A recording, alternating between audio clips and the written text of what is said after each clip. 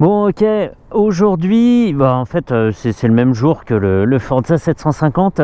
J'ai la possibilité d'essayer le XADV 750. Là, il est en version A2. J'avais essayé le XADV à sa sortie il y a peut-être 3 ans, 4 ans, l'époque où je faisais encore dans le muet. Et ça m'avait bien plu. Alors, il faisait beaucoup plus sec qu'aujourd'hui et j'avais pu aller rouler un petit peu en forêt, donc c'était sympa.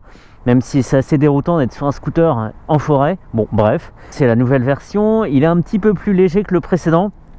Et en dessous, et en termes de caractéristiques, on retrouve le Forza 750. C'est aussi le bicylindre qui est à 270 degrés. Là, il fait 47 chevaux et demi. En full, il fait 58 chevaux. Les différences esthétiques, on les voit, c'est un peu une sorte de SUV du scooter, même si j'aime pas trop le terme. Il y a les jantes à rayons, mais des rayons périmétriques, donc ça permet d'avoir des pneus tubeless. Ici, ce sont des Bridgestone Batlax, mais pas des Batlax Touring, ce sont des Batlax Adventure Cross Tourer. Toujours 17 pouces à l'avant, 15 pouces à l'arrière, 2 étriers radio, 4 pistons Nissin. Mais là, les disques, au lieu de faire 310 mm comme sur le Forza, ils font 296 mm à l'arrière, toujours 240 avec un étrier simple piston. Pneu de 160 arrière, et celui-ci, on l'aura remarqué, un pot à Krapovic. Comme c'est un scooter, comme la selle est très large, je ne peux pas monter par la droite. C'est embêtant. Ça fait un peu comme dans le premier GTA où le perso rentrait toujours par la gauche des véhicules, que ce soit des motos ou des voitures. Bah ouais, on rajeunit pas. Donc on retrouve le TFT de 5 pouces qui est bien mis en valeur. Il est quasiment vertical. Il souffre pas des reflets du ciel. Et on a aussi évidemment la boîte DCT à 6 rapports avec une transmission finale par chaîne.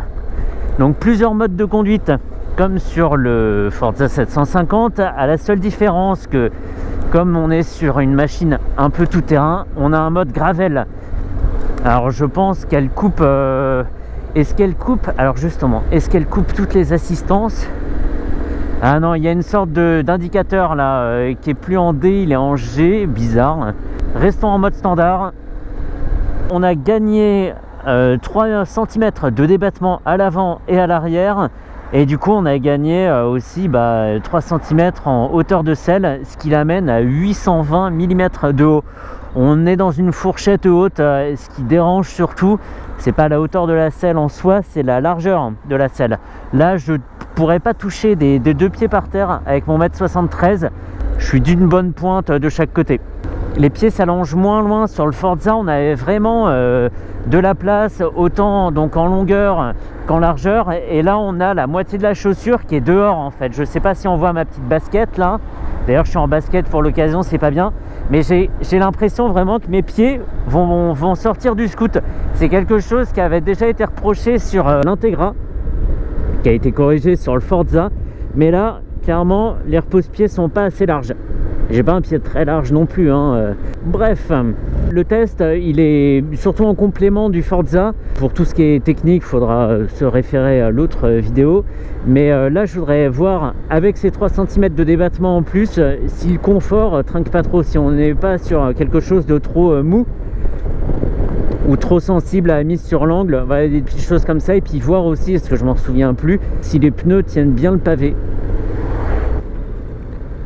Et en termes de poids, c'est pareil. On a quelques kilos près, il doit faire 236 kg tout plein fait. Et toujours avec un réservoir de 13 litres 2 pour une consommation théorique de 3 litres 6 au 100 km.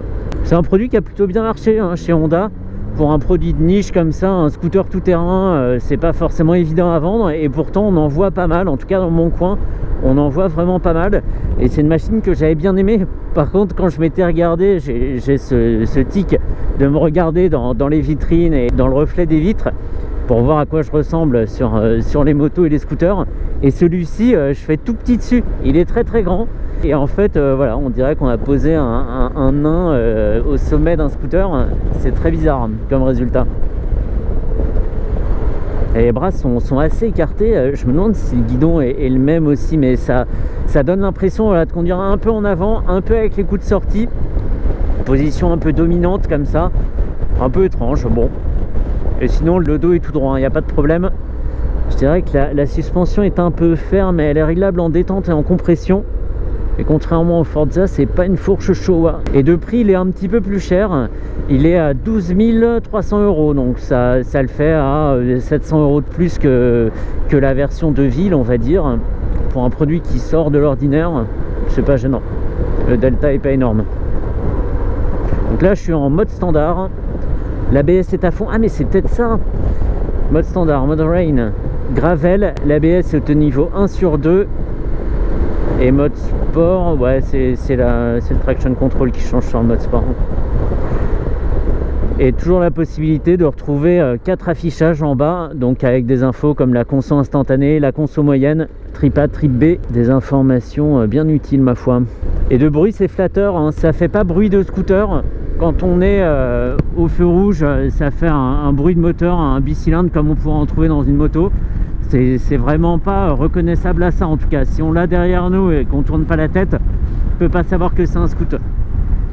Et alors, j'ai pas montré la selle. Est-ce qu'on s'arrête pour montrer la selle? Je déteste ce virage. À la seconde où tu te déconcentres, c'est terminé. On va montrer la selle ici. Hop, et hop, béquille. Et pareil, hein, je peux pas sortir à droite non plus. Hop. Même coffre que sur le Forza, donc pour un casque intégral, one jet évidemment, et un sac bien écrasé sur le dessus, pas de souci, et un petit vérin pour pas avoir le coffre qui se referme tout le temps, enfin la selle qui se referme tout le temps, t'as compris quoi. Boum, et c'est parti. Je vous invite maintenant à découvrir Honda Assurance. C'est l'offre créée spécifiquement par Honda pour les propriétaires de Honda. Et pendant que les informations défilent à l'écran, je vous précise que l'avantage de la formule Tourist chez Honda Assurance, c'est qu'elle intègre l'assistance avec le rapatriement systématique de votre véhicule en concession Honda. Elle garantit aussi la valeur à 9-12 mois et les équipements sont assurés d'office jusqu'à 1000 €. Donc pour moi, on voit le XADV me reviendrait à 87 € par mois. Mais évidemment, si on a un bonus à 50%, c'est encore moins. Et pour toutes les informations utiles, allez voir dans la description, j'ai tout détaillé. En termes de guidage, rien à dire. J'ai pas le réflexe de garder les pieds devant. J'ai tendance à les ramener à plat, et à plat c'est pas mal aussi. Bon, on a les genoux très écartés, c'est pas la position la plus gracieuse.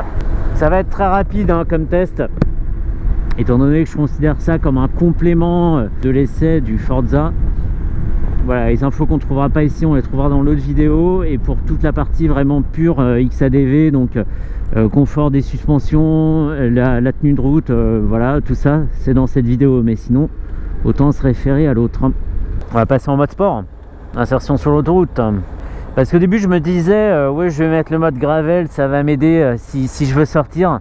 Mais en fait, il a plu non-stop toute la semaine et hier particulièrement dru. Donc c'est même pas la peine.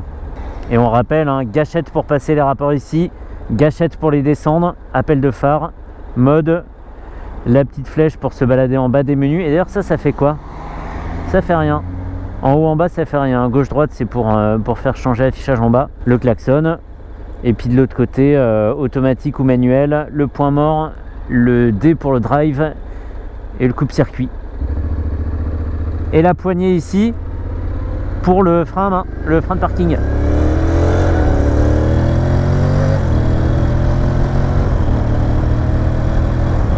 Je passe les vitesses du bout des doigts parce que sinon il a tendance à rester un petit peu énervé comme ça, très haut dans les tours. Alors le mode sport porte bien son nom, mais en fait ça peut être un peu usant à la longue. Il est vraiment énervé. Voilà, il a tendance à rester haut dans les tours, même quand il le faut pas. Donc c'est pas vraiment un mode adapté pour rouler tout le temps. Tu veux faire une sortie de péage ou démarrer au feu rouge comme une balle, oui, mais après autant revenir en mode standard. Il est usant, il a tendance à pas passer les rapports juste pour avoir les capacités maximales. La bulle mériterait d'être un petit peu plus large, d'avoir au moins des déflecteurs dans cette partie-là. Le vent a tendance à passer sur le côté, très légèrement sur le dessus. Ça se sent quand on accélère un petit peu le rythme. Pas très grave, hein, pour ça il y a des tonnes d'accessoiristes. Et on arrive dans les bouchons. Comment se file-t-il? Contrairement à Forza, les rétros ne sont pas montés sur le carénage, mais sur les cocottes. D'équilibre, c'est très bon.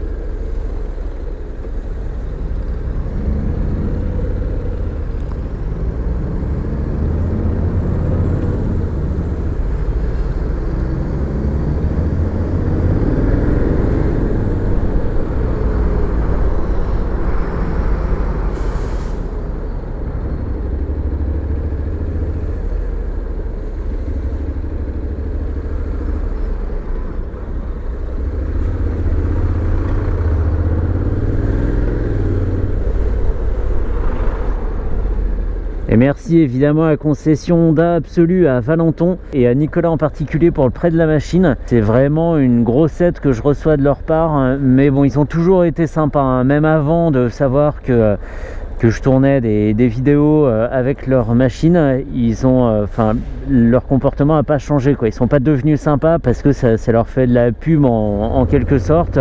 Ils me demandent rien en particulier, pas de démarrer devant la concession, même pas de glisser un mot pour eux, donc c'est vraiment la bonne boutique. Pas de faiblesse sur l'angle.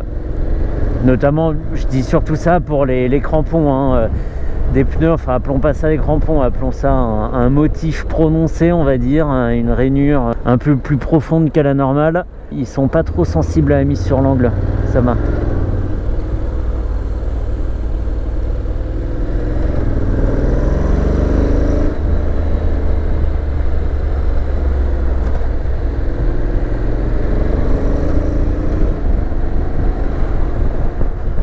Comment ça a l'air bien mouillé, hein.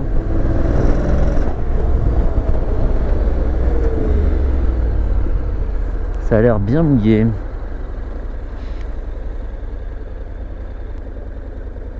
Non, je vais pas le faire. J'étais en train de passer en mode gravel, mais je vais pas le faire. Il y a un truc qui est rédhibitoire en fait, c'est le fait de ne pas pouvoir sortir les pieds facilement. Les pieds sont trop loin de la machine et je sais que s'il commence à basculer, je serai déjà trop loin pour le rattraper. Je le fais pas. Je le sens pas, c'est pas prudent. Je sais que si mon pied part sur un sol glissant, c'est terminé. Et pour peu que ma cheville reste dessous, j'ai pas envie de prendre le risque. L'équilibre, il est vraiment bluffant, hein. Il y a vraiment que quand on est à 0 ou 1 km/h, c'est binaire, qu'on a besoin de sortir le pied. Sinon, il resterait comme ça à la verticale sans aucun souci. Donc pas de souci avec les suspensions, hein, pas plus qu'avec sa version civile. C'est insensible en fait. Le fait qu'il y ait 3 cm en plus, ça rend pas la fourche trop molle, ça le rend pas, voilà, ça pompe pas. C'est complètement neutre. En termes de comportement, on ne saurait pas dire la différence. Okay, je suis repassé sur le mode sport. Heureusement qu'il y a un bouton exprès pour et qu'il n'y a pas rentré dans un menu et avec les flèches et valider, couper les gaz, etc. Ça rend quand même les choses plus faciles. Là, on va essayer de sauter. Ouais.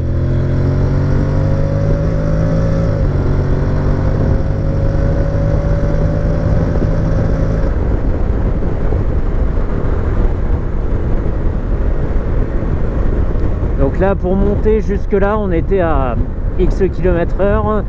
Il était resté, donc on est monté à un peu plus de 6000 tours, 6500 ou presque 7000 on va dire, et il était resté en 4e.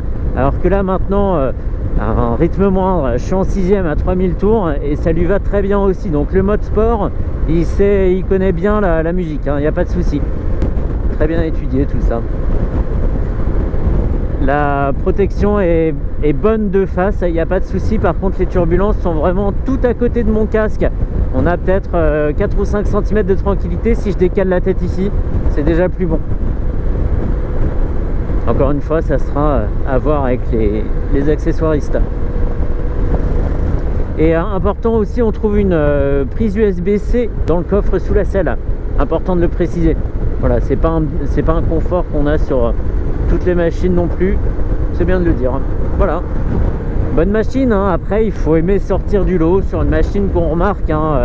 C'est vraiment un look pas difficile à assumer, hein. Moi je trouve ça très sympa, mais ça sort de l'ordinaire. Voilà, c'est pour les gens qui veulent être un peu originaux, et ça fait le même job qu'un autre scoot, hein. Ils n'ont pas tout mis dans le design. Après il est plein de qualités. Je lui vois pas trop de défauts. C'est compliqué, je suis même pas le plus à même de juger un scooter en plus. Mais pour moi, motard et scooteriste à mes heures perdues, il fait bien le job, il n'y a pas de souci. Je pense qu'on peut en rester là pour ce XADV 2021. J'ai pas grand chose de plus à ajouter. c'est juste un bon produit et qui sort vraiment du lot. Donc c'est bien de trouver des constructeurs qui ont un peu l'audace de lancer des produits voilà, pas comme tout le monde. On trouve ça dans d'autres catégories hein, aussi hein, mais là pour les scooters ça reste encore un peu unique. Voilà.